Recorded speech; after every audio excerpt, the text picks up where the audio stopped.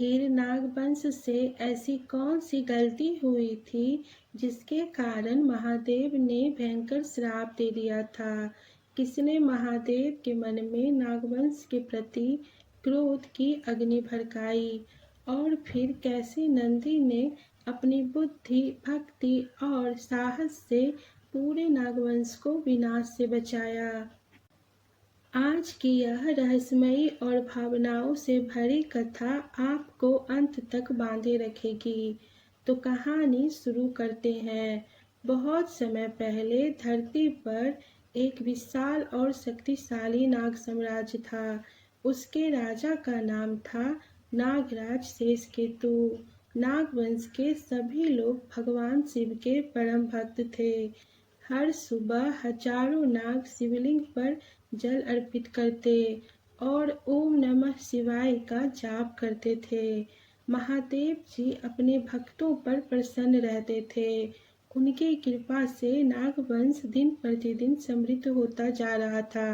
लेकिन जहाँ भक्ति होती है वहाँ कभी कभी अहंकार भी जन्म ले लेता है और यही अहंकार एक दिन नागवंश के विनाश का कारण बनने वाला था। पाताल लोक में कालकेतु नाम का एक दुष्ट असुर रहता था। उसे नागवंश की समृद्धि बिल्कुल पसंद नहीं थी और वो हमेशा यही सोचता कि कैसे वो नागवंश का विनाश कर दे। लेकिन कालकेतु जानता था जब तक नागवंश पर महादेव की कृपा है तब तक कोई उन्हें पराजित नहीं कर सकता। इसीलिए उसने एक भयानक योजना बनाई। वह एक साधु का रूप धारण करके नागलोक पहुंच गया। धीरे धीरे उसने नागवंश के युवाओं के मन में घमंड भरना शुरू किया। वो युवाओं से कहता था, तुम लोग इतनी शक्तिशाली हो कि अब तुम्हें किसी देवता की आवश्यकता नहीं। कई युवा नाग उसकी बातों में आ गए। उन लोगों में अहंकार आ गया। धीरे धीरे भक्ति कम होने लगी और घमंड बढ़ने लगा। कालकेतु यही नहीं रुका। उसने कुछ लालची नागों को अपने साथ मिला लिया और एक रात कैलाश पर्वत के पास स्थित एक प्राचीन शिव मंदिर को अपवित्र कर दिया। फिर उसने ऐसा भ्रम पैदा किया कि यह काम नागवंश ने किया हो। जब यह समाचार कैलाश पहुंचा तो सभी कैलाशगण क्रोधित हो उठे और महादेव के पास पहुंचकर उन्हें सारी बातें बताई। महादेव ने ध्यान लगाकर सत्य देखने का प्रयास किया, लेकिन कालकेतु ने मायावी शक्तियों से ऐसा भ्रम रच दिया कि दोष नागवंश का ही दिखाई देने लगा। महादेव को लगा ये सारी गलतियां नागवंश की है। महादेव का क्रोध भड़क उठा। महादेव ध्यान से उठ खड़े हुए। उन्होंने अपने त्रिशूल से भूमि पर प्रहार किया। पूरा ब्रह्मांड कांप उठा। आकाश में बिजली चमकने लगी।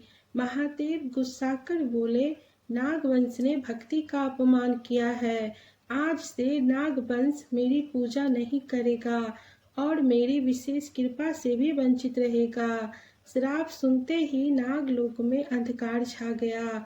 नागों की शक्तियां कमजोर होने लगी, फसलें सूखने लगी, रोग फैलने लगी, हर तरफ दुख और निराशा फैल गई।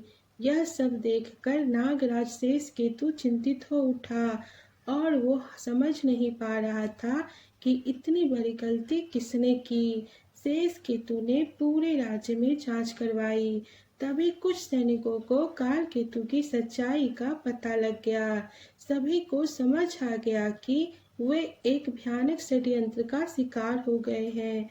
पूरा नागवंश रो पड़ा। वे महादेव से क्षमा मांगना चाहते थे, लेकिन श्राप के कारण कोई भगवान उनकी प्रार्थना नहीं सुन रहे थे। उधर कैलाश पर्वत से नंदी सब कुछ देख रहे थे। नंदी जानते थे कि नागवंश से गलती हुई थी, लेकिन पूरा नागवंश का दोष नहीं था। कई नाग आज भी सच्चे भक्त थे। नंदी का हृदय दया से भर उठा। उन्होंने महादेव से कहा, प्रभु, यदि कुछ लोगों ने भूल की है तो पूरे नागवंश को दंड देना उचित नहीं होगा। लेकिन महादेव मौन रहे, उन्होंने कुछ नहीं बोला। नंदी ने हार नहीं मानी और वो कैलाश छोड़कर एक निर्जन पर्वत पर चले गए।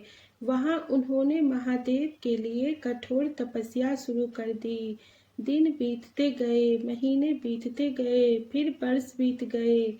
नंदी बिना भोजन और जल के केवल ओम नमः शिवाय का जाप करते रहे।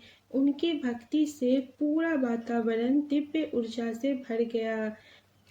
अंततः एक दिन आकाश से दिव्य प्रकाश उतरा और उस दिव्य प्रकाश से महादेव प्रकट हुए।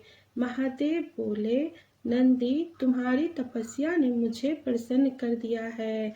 मांगो नंदी, क्या चाहते हो? नंदी ने हाथ जोड़कर कहा, प्रभु, मुझे कुछ नहीं चाहिए। यदि देना ही चाहते हैं तो नागवंश को क्षमा कर दीजिए। महादेव कुछ क्षण मौन रहे और वो स्वयं नागलोक पहुंच गए। सभी नाग उनके चरणों में गिर पड़े। नागराज शेषकेतु रोते हुए बोले, प्रभु, हमसे भूल हुई, हमें क्षमा कीजिए। महादेव बोले, जो अपनी गलती स्वीकार कर लेता है वो क्षमा का पात्र बन जाता है। और फिर उन्होंने अपना त्रिशूल आकाश की ओर उठाया और श्राप खत्म कर दिया। नागवंश की शक्तियां वापस लौट आई। धरती पर फिर से सुख और समृद्धि आ गई। महादेव बोले, आज से नागवंश फिर से मेरी पूजा कर सकेगा। जो भी सच्चे मन से मेरी आराधना करेगा, मैं उसकी रक्षा जरूर करूंगा। फिर महादेव ने नंदी की ओर देख कर कहा, नंदी, तुम्हारी करुणा और भक्ति ने आज हजारों जीवन बचा लिए। इसीलिए मेरी पूजा में तुम्हारा स्थान सदैव सबसे पहले रहेगा।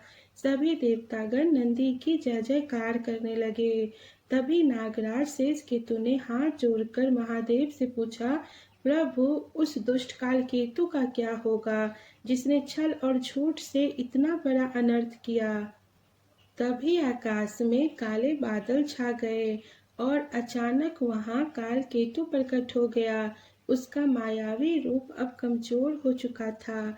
महादेव की दिव्य दृष्टि के सामने उसका छल ज्यादा दिन तक छिप न सका। महादेव काल केतु को देखकर क्रोध से भर गए और बोले, काल केतु, तुमने केवल नागवंश का ही नहीं बल्कि भक्ति, सत्य और विश्वास का भी अपमान किया है। काल केतु कांपने लगा और वो महादेव से क्षमा मांगने लगा। लेकिन महादेव बोले, जो दूसरों को धोखे से विनाश की ओर धकेलता है उसे अपने कर्मों का फल अवश्य मिलता है। यह बोलकर महादेव ने अपना त्रिशूल उठाया और त्रिशूल से निकली अग्नि ने काल केतु की सारी मायावी शक्ति को नष्ट कर दिया। उसका घमंड चूर चूर हो गया। फिर महादेव ने काल केतु को पाताल लोक के सबसे अंधकारमय कारागार में भेज दिया, जहां उसे हजारों वर्षों तक अपने कर्मों का पश्चाताप करना पड़ा। महादेव ने काल केतु से कहा, यह दंड तुम्हारे विनाश के लिए नहीं बल्कि तुम्हारे सुधार के लिए है। काल केतु सिर झुकाकर अपने कर्मों पर पछताने लगा। महादेव ने कहा, सत्य को कुछ समय के लिए छिपाया जा सकता है लेकिन उसे कभी हराया नहीं जा सकता। इधर जब नागवंश श्राप से मुक्त हो गया और नागलोक में फिर से खुशियां लौट आई, तब नागराज शेषकेतु नंदी के पास पहुंचे। उनकी आंखों में कृतज्ञता के आंसू थे। शेषकेतु ने नंदी के चरणों में प्रणाम किया और बोले, हे नंदी महाराज, जब पूरा संसार हमसे दूर हो गया था तब आपने हमारी सहायता की। आप चाहते तो मौन रह सकते थे, फिर आपने हमारे लिए इतना कष्ट क्यों उठाया? नंदी मुस्कुराए और प्रेम से बोले, राजन, सच्ची भक्ति केवल पूजा करने का नाम नहीं है। सच्ची भक्ति दूसरों के दुख को अपना दुख समझने का नाम है। शेषकेतु ये सारी बातें पूरे ध्यान और धैर्य के साथ सुन रहा था। नंदी आगे बोले, मैं जानता था कि कुछ नागों से भूल हुई थी, लेकिन पूरा नागवंश दोषी नहीं था। निर्दोषों को पीड़ा में देखकर मेरा हृदय व्याकुल हो उठा। और जो महादेव का सेवक होकर भी दूसरों की पीड़ा न समझे तो उनकी भक्ति अधूरी है। यह सुनकर शेषकेतु की आंखों से आंसू बहने लगे। उन्होंने कहा, आज आपने हमें केवल श्राप से ही मुक्त नहीं कराया बल्कि सच्ची भक्ति का भी अर्थ सिखा दिया। नंदी ने आशीर्वाद देते हुए कहा, याद रखो राजन, शक्ति से बड़ा धर्म है और धर्म से बड़ी करुणा। जहाँ करुणा होती है वहाँ स्वयं महादेव का वास होता है। इसके बाद नागवंश फिर से महादेव की भक्ति में लग गया और नंदी की करुणा की कथा पूरे संसार में प्रसिद्ध हो गई। तो भक्तों, इस कहानी से हमें सीख मिलती है कि अहंकार सबसे बड़े भक्त को भी पतन की ओर ले जा सकता है, लेकिन सच्चा पश्चाताप, दया और भक्ति की सबसे बड़े श्राप को भी समाप्त कर सकता है। अगर आपको महादेव और नंदी की यह अद्भुत कथा पसंद आई हो तो वीडियो को लाइक करें, चैनल वाईटी की दुनिया को सब्सक्राइब करें और कमेंट में लिखें हर हर महादेव।